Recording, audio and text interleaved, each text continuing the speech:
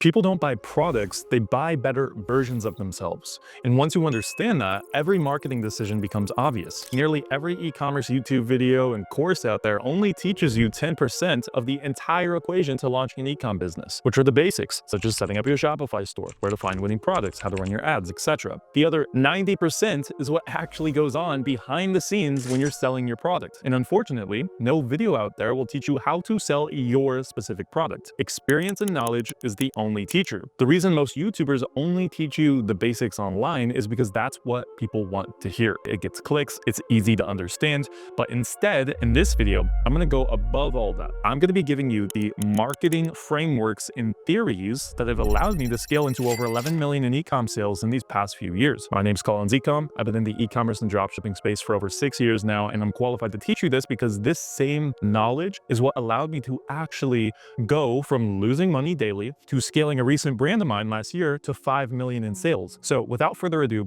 let's jump right into it. Pillar number 1, understanding the mind of a dropshipping customer. After selling so many products, you start to see patterns with who you're selling to. Later on in my journey, I started to connect the dots between who this ideal customer was for my dropshipping brands. I learned that there's a spectrum of buyers online. On one end is the utilitarian shoppers. The other end is the hedonic shoppers. Utilitarian shoppers usually do lots of research before buying. They're typically very skeptical and they don't normally impulsively purchase products online. Whereas hedonic shoppers buy for the fun of it. They like the excitement, and they usually impulsively purchase products just to make them happy. I'm sure you know somebody like that. And today we're going to focus on hedonic shoppers because if you're advertising your product through the means of direct-to-consumer advertising, aka interruption marketing, aka Facebook ads, TikTok ads, organic marketing, etc. Basically anything that's not a listing-based platform like Amazon or eBay, then we need to focus our efforts on selling products to hedonic shoppers online. Write that down, hedonic shoppers. Advertising algorithms will automatically place your ads in front of hedonic shoppers a majority of the time, considering you're optimizing for conversions on the advertising platform.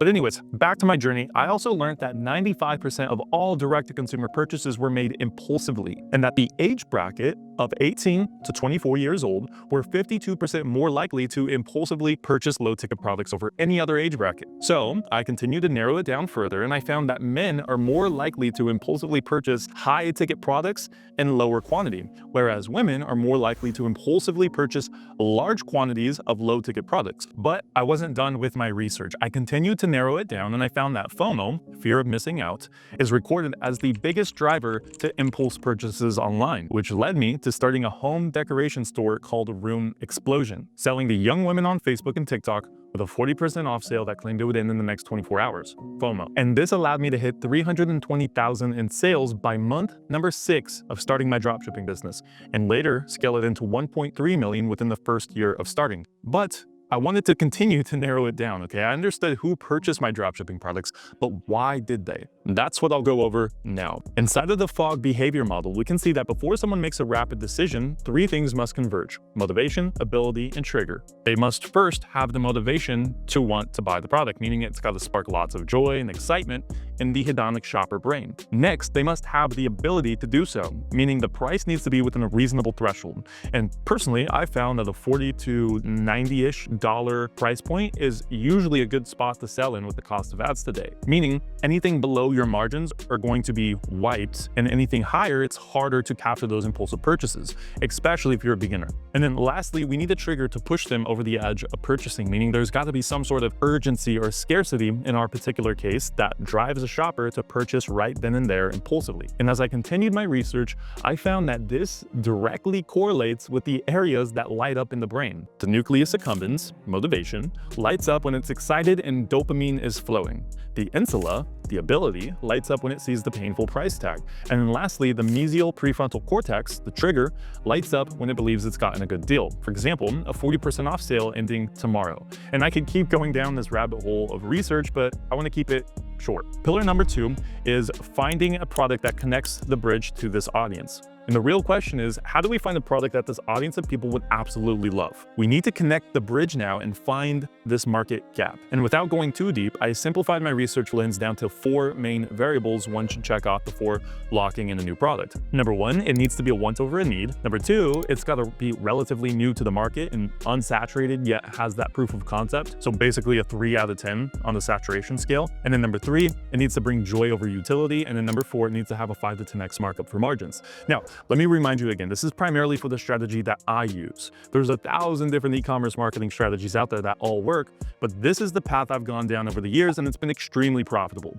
And most importantly, you can easily replicate this yourself. And if you want to follow my exact strategy, the link is in the description to get the full strategy that I personally use today. Pillar number 3, marketing the product. Now that we understand the audience and the product fundamentals, we need to learn how to actually take all of this information out of our heads and apply it in real time. Otherwise, it's completely useless. But before we do, we need to take a look at what marketing values our product aligns with. In this tree of purchase values right here, we can see that there's primal values, emotional values, efficiency values, and social values. Pick 1 to 3 values your product aligns with, and then streamline all of your marketing efforts towards selling these values, whether that's on your advertisements, your website, your emails, etc. Only focus on just a few main selling points and sell those values hard in the copywriting, in the advertisements, and the emails, and everything. Just for an easy example, we were selling the fidget spinner. Our 3 marketing values would be 1, pleasure, aka satisfying; 2, simple access, meaning it's easy to buy and it's cheap;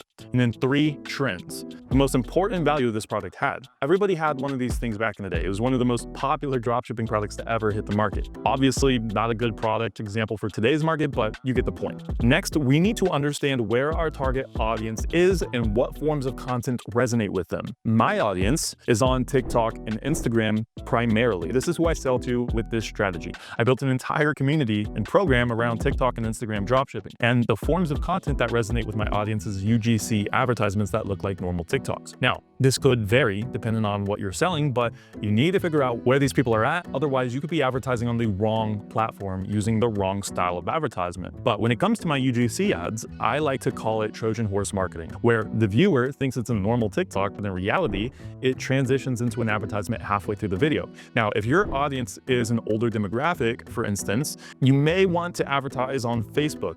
And the style of advertisement may need to be more that professional, classic styled advertisement that the older generation trusts more. Understand what platform your audience is on, and then adjust your marketing to reach those people. So as you start your journey with this form of analysis that I'm teaching you right now, you'll be light years ahead of all of your competition. This is how you have to think if you want to be successful. 10% of the equation is setting up the fundamentals like the Shopify store, finding the product, setting up the ads, etc. The other 90% of the equation is actually selling and marketing a product profitably.